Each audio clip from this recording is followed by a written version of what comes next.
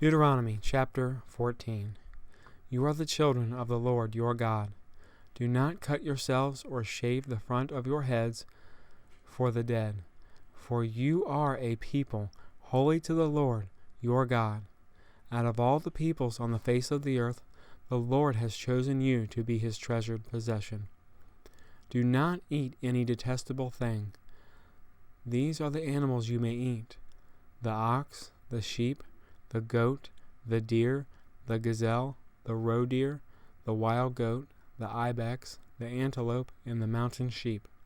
You may eat any animal that has a divided hoof and that chews the cud. However, of those that chew the cud, or that have a divided hoof, you may not eat the camel, the rabbit, or the hyrax. Although they chew the cud, they do not have a divided hoof. They are ceremonially unclean for you. The pig is also unclean. Although it has a divided hoof, it does not chew the cud. You are not to eat their meat or touch their carcasses. Of all the creatures living in the water, you may eat any that has fins and scales.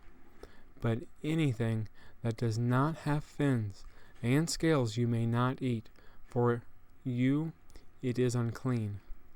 You may eat any clean bird, but these you may not eat: the eagle, the vulture, the black vulture, the red kite, the black kite, any kind of falcon, any kind of raven, the horned owl, the screech owl, the gull, any kind of hawk, the little owl, the great owl, the white owl, the desert owl, the osprey, the cormorant, the stork, any kind of heron, the hoopoe, and the bat.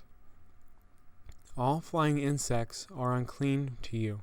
Do not eat them, but any winged creature that is clean you may eat. Do not eat anything you find already dead. You may give it to the foreigner residing in any of your towns, and they may eat it, or you may sell it to any other foreigner. But you are a people holy to the Lord your God. Do not cook a young goat in its mother's milk. Be sure to set aside 1/10 of all that your fields produce each year. Eat the tithe of your grain, new wine, and olive oil, and the firstborn of your herds and the flocks in the presence of the Lord your God, at the place he will choose as a dwelling for his name, so that you may learn to revere the Lord your God always.